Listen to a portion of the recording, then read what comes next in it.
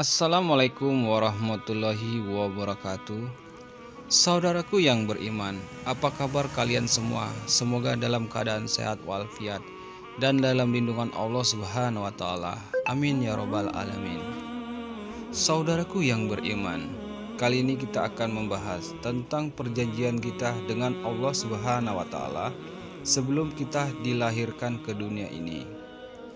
Sebelum kita lanjutkan ke pembahasannya, bagi saudaraku yang menyukai video ini, jangan lupa untuk subscribe video ini, like, komen, dan share.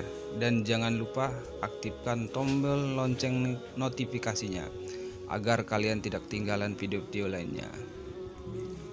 Sebelum kita dilahirkan ke dunia ini, seorang bayi telah melakukan perjanjian dengan Allah Subhanahu wa taala. Memang kita tidak mengingatnya, tapi hal itu benar-benar terjadi. Apa yang kita bicarakan dengan Allah Subhanahu wa taala sebelum dilahirkan?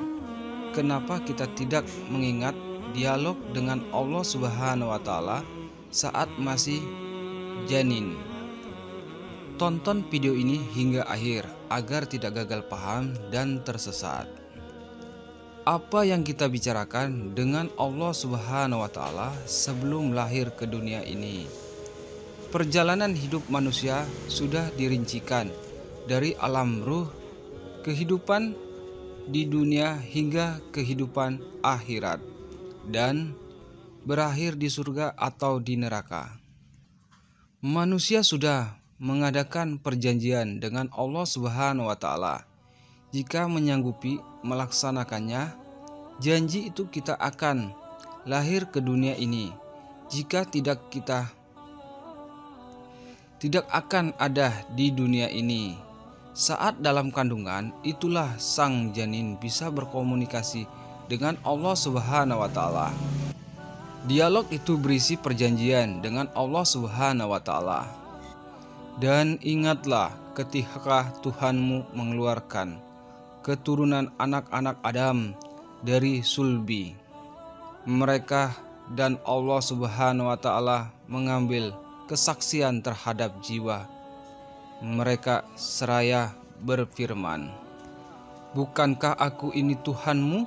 Mereka menjawab, "Betul, Engkau Tuhan kami.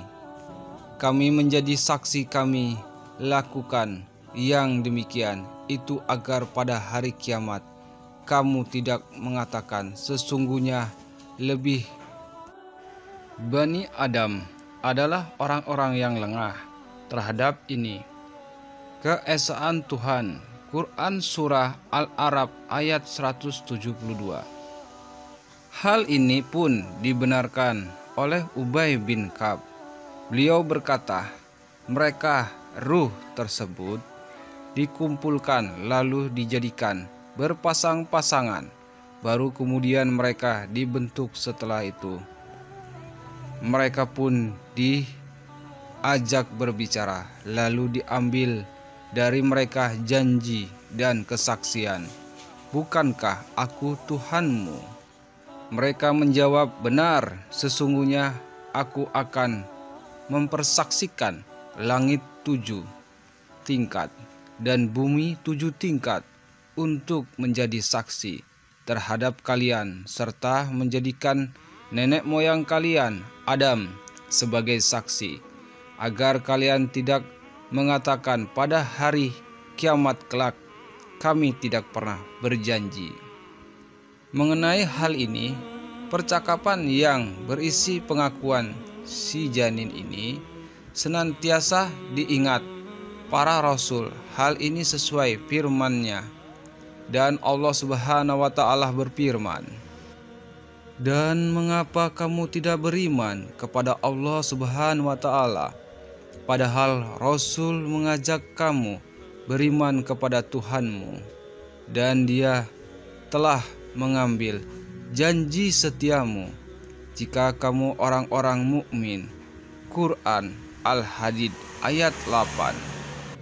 Perjanjian ini terjadi setelah kakek moyang manusia yang tak lain adalah Nabi Adam alaihissalam diciptakan oleh Allah Subhanahu wa taala dan telah dijelaskan dalam hadis sewaktu menciptakan Nabi Adam alaihissalam, Allah Subhanahu wa taala mengusap punggungnya, mereka berjatuhan lah dari punggungnya setiap jiwa keturunan yang akan diciptakan Allah Subhanahu wa taala dari Adam hingga dari kiamat. Kemudian di antara kedua mata setiap manusia dari keturunannya, Allah Subhanahu wa taala menjadikan cahaya yang bersinar. Selanjutnya mereka disodorkan kepadanya. Adam pun bertanya, "Wahai Tuhan, siapakah mereka?" Allah Subhanahu wa taala menjawab, "Mereka adalah keturunanmu." Hadis riwayat Tirmizi. Sifat manusia yang pelupa menjadikan lupa juga pada janjinya, bahkan hanya lupa perjanjian dengan Allah Subhanahu wa taala. Itu sebagai manusia juga kufur karena sifat pelupa itu.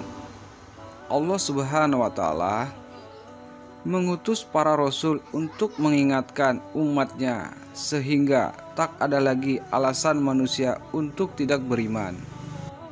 Ketika ditanya di hari kiamat, padahal jelas-jelas dalam banyak dalil diabadikan mengenai perjanjian tersebut, kemampuan janin berkomunikasi ini bukanlah sebuah karangan atau fakta tak berdasar. Mengenai hal ini telah dilakukan berbagai peneliti. Apakah memang benar janin bisa berkomunikasi? Berkomunikasi dengan janin memang disarankan karena memiliki manfaat. Untuk tidak salah jika para ibu dianjurkan untuk berkomunikasi dengan janin, yaitu salah satu cara berkomunikasi dengan janin adalah membacakannya buku.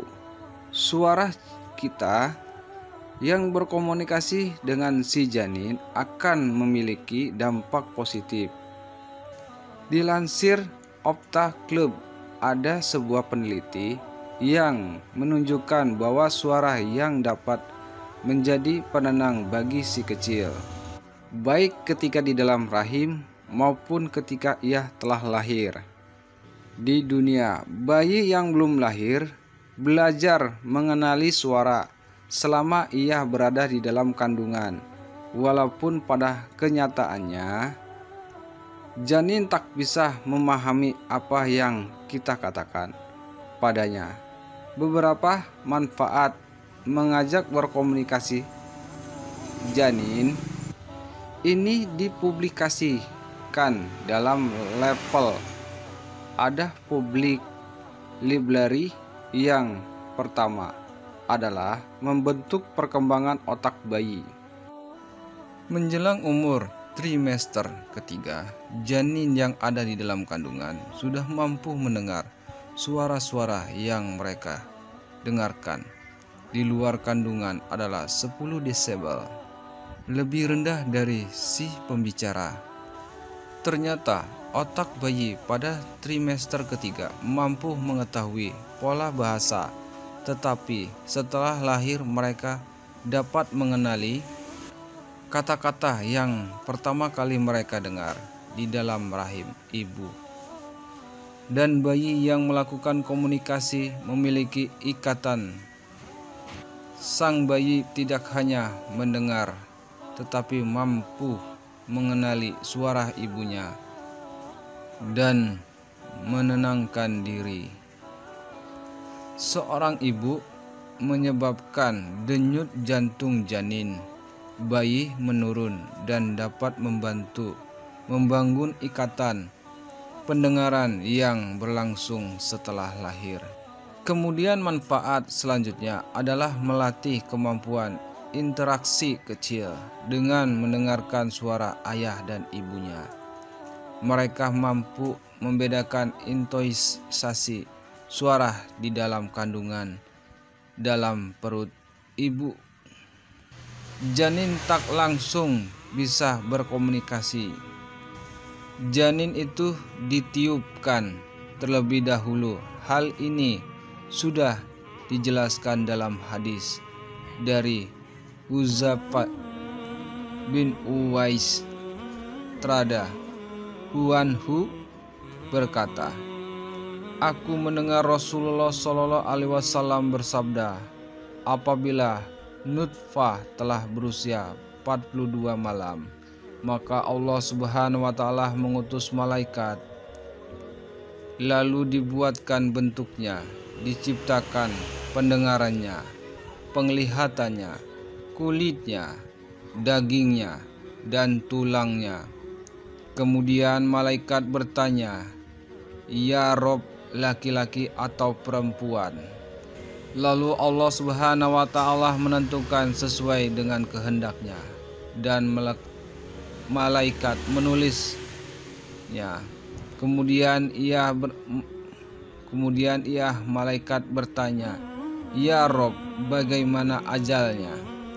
Lalu Allah menetapkan sesuai dengan yang dikehendakinya, dan malaikat menulisnya. Kemudian ia bertanya, ya Rob, bagaimana rezekinya? Lalu Allah Subhanahu wa Ta'ala menentukan sesuai dengan yang dikehendakinya, dan malaikat menulisnya. Kemudian malaikat itu keluar dengan membawa selembar catatan. Maka ia tidak menambah dan tidak mengurangi apa yang diperintahkannya. Itu hadis riwayat Muslim. Ternyata ini hanya manusia biasa yang berjanji kepada Allah Subhanahu wa Ta'ala. Para nabi pun ternyata memiliki janji dengan Allah Subhanahu wa Ta'ala. Lalu samakah janji para nabi dengan janji umat manusia yang lainnya? Ternyata para nabi juga diambil janjinya oleh Allah Subhanahu wa Ta'ala. Adanya perjanjian antara Allah Subhanahu wa Ta'ala dan nabi diabadikan dalam firman-Nya.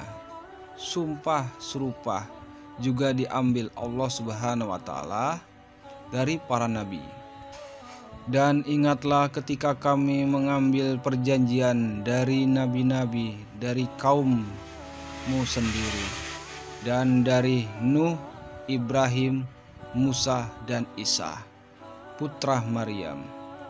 Dan kami telah mengambil dari mereka perjanjian yang teguh. Quran Surah Al-Ahzab ayat 33. Isi perjanjian para nabi dengan Allah Subhanahu wa Ta'ala berbeda isi janji yang kita ucapkan. Kalau umat manusia lainnya, janjinya diambilnya adalah menuhankannya. Namun janji para nabi adalah agar saling meneguhkan satu sama lain.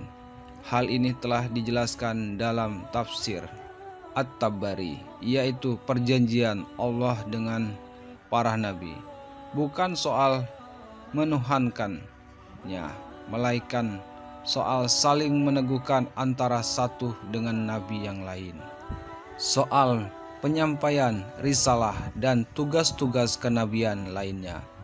Riwayat lain menyatakan janji itu tentang pertama kalinya Nabi Muhammad SAW, tetapi yang paling terakhir diutus. Sebelum lahir ke dunia, manusia yang masih berbentuk janin telah melakukan perjanjian dengan Allah Subhanahu wa Ta'ala.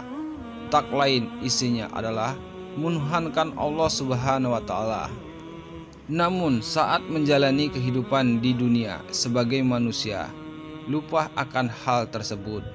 Oleh karena itu diutuslah nabi dan rasul untuk mengingatkan kita kembali agar senantiasa kembali kepada Allah Subhanahu wa Ta'ala. Lalu kalian masih mengingat janji kepada Allah Subhanahu wa Ta'ala? Wawalam wisawab. Terima kasih yang sudah menonton sampai habis. Semoga bermanfaat dan menambah keimanan kita kepada Allah Subhanahu wa Ta'ala. Amin amin ya rabbal alamin. Wassalamualaikum warahmatullahi wabarakatuh.